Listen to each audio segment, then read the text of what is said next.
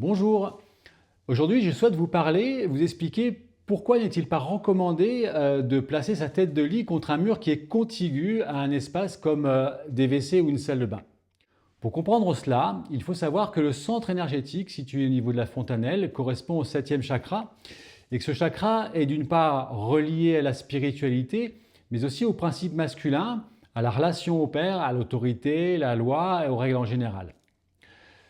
Lorsque l'on dort avec la tête positionnée contre un WC ou une salle de bain, eh bien ce chakra est perturbé nuit après nuit, car il se retrouve en contact direct avec des espaces associés au rejet, à l'évacuation, il y a une certaine forme de négativité. Et donc cela va entraîner une baisse significative de son potentiel énergétique et par conséquent des difficultés dans les domaines symboliques qu'il représente. Je vais vous partager un exemple réel que j'ai étudié. Il s'agit d'une jeune femme qui vit seule dans un studio en ville et sa demande était très claire. Elle souhaitait rencontrer un homme pour fonder une famille. Mais en fait, elle n'arrivait pas à trouver l'âme sœur. En analysant le plan de son logement, eh bien, plusieurs éléments ont attiré mon attention. D'abord, le secteur nord-ouest qui symbolise entre autres la place du père, la spiritualité, mais aussi le principe masculin. Eh bien, cet espace-là est absent, ce qui peut indiquer une difficulté à faire rentrer ou à maintenir la présence de l'homme dans son espace de vie.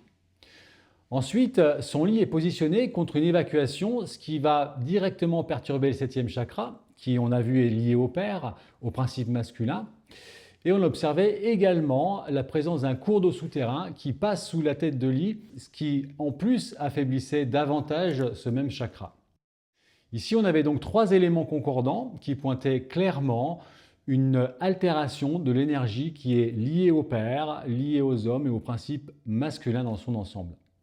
Par ailleurs, d'autres éléments venaient aussi compléter cette lecture, notamment l'analyse des étoiles volantes. Ici, la combinaison 2-5 au sud pouvait indiquer une fragilisation du principe féminin, ce qui faisait aussi écho à sa problématique en lien avec le masculin. Et puis aussi, la combinaison 4-3, de façon indirecte, qui est placée à l'ouest, va favoriser la créativité dans les aspects positifs, mais c'est une combinaison, on le sait, qui peut aussi amplifier la colère et le stress émotionnel dans des aspects beaucoup plus négatifs. Lors de notre échange, cette jeune femme m'a confié qu'elle était en froid avec son père. Elle ne l'avait pas vu depuis un certain temps. J'ai expliqué qu'il était probable que cette difficulté se reflète également dans sa relation aux hommes en général, et qu'il était important, dans complément des correctifs Feng Shui, de travailler consciemment sur cette problématique liée au masculin. Et donc elle a suivi ces recommandations et quelques mois plus tard, elle a pu renouer une vie amoureuse équilibrée. Alors vous l'avez compris, dans une habitation, rien n'est anodin. Et puis un simple détail comme l'emplacement d'un lit peut avoir des répercussions profondes. En comprenant l'impact énergétique, symbolique des lieux, eh bien, le Feng Shui devient un véritable outil de transformation, autant pour l'espace que pour ceux qui y vivent. Voilà, je vous remercie de m'avoir écouté. Si ce contenu vous a intéressé, alors n'hésitez pas à liker, à vous abonner. Merci de m'avoir écouté, portez-vous bien et à bientôt.